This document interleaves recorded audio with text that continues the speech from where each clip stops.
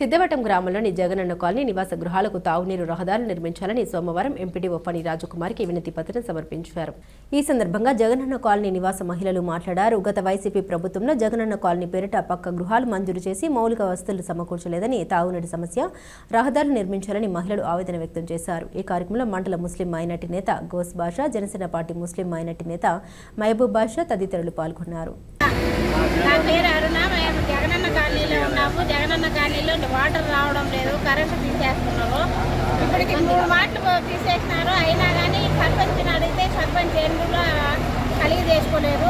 అందువల్ల ఇంతకుముందు మేడం వాళ్ళ దగ్గరికి వచ్చి అప్లై చేసినాము.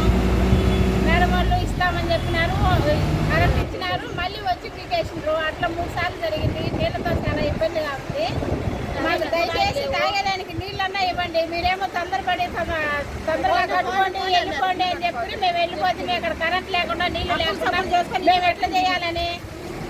మాకు వచ్చేదానికి పోయేదానికి దారిలో కరెంటు కూడా లేదు. అక్కడ చూస్తే అడవి పద్ధతులు అవన్నీ ఉన్నాయి. రోడ్లు లేకపోయి మాకు రోడ్లు కావాలా, కరెంటు కావాలా, నీళ్లు కావాలా. ఈ 3 సమస్యలు ఉన్నాయి. మాకు సమస్యలు తీర్చండి దయచేసి.